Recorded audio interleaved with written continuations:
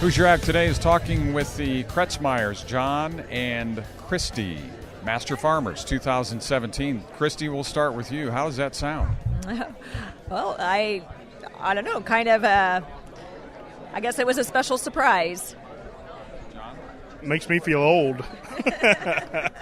Well, I think maybe you're some of our younger Master Farmers, but it does mean good things for those who are nominating the Master Farmers. You obviously have been selected, and we want to find out just a little bit about your operation. Then I'm going to ask for some advice for younger farmers who are definitely younger than you are.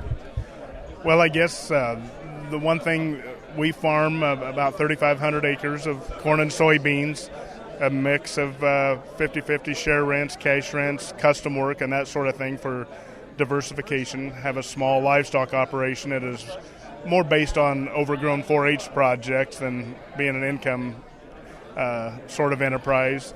But we started farming from scratch. We're first-generation farmers, and we've had a lot of good people to work with, bankers, accountants, farm managers, and such that have made that all possible. And we want to give to some of the younger kids, whether it be our kids or fellow young people in the community, some of the same opportunities that have been afforded us. Kristi, you don't really hear that story that often about starting from scratch. When was that, and how have things changed since then?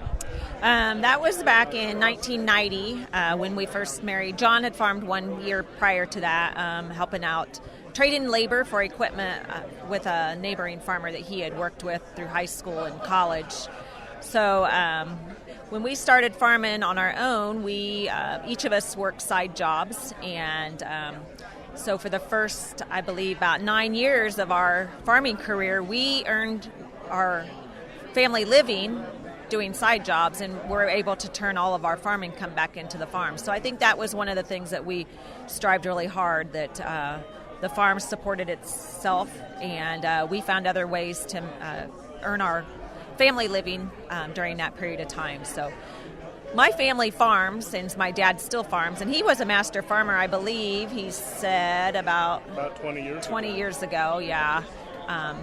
But they are 75 miles away, so we didn't have that opportunity to go back and farm with them. So in one way, it's really nice that we aren't answering to anyone else. It's our decisions together, but we're always seeking the advice of others too, because I don't think you always have the right answers, or sometimes you need to think outside the box. For those young people who are starting from scratch, and it seems as though more want to do that all the time, but it's very difficult to do that. What's your best advice for someone who has begun to get to a point where maybe they'd be a master farmer one day?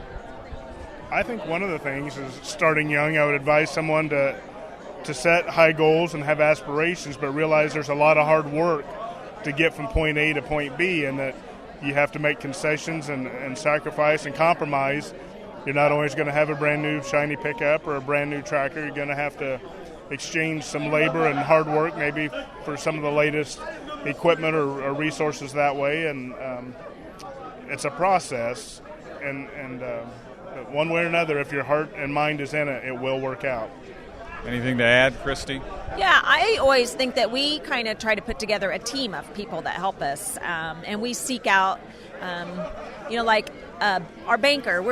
We are communicating back and forth with her often. We try to do business local, keep our seed, fertilizer, equipment purchases local. So therefore, we have service from those those dealers, and so I guess that's one thing. We just try to seek out a good team of people to work with us. Some good advice, necessary things to do really to succeed. The Kretzmeiers, congratulations, and enjoy a great evening tonight. All right, thank you. Thank you.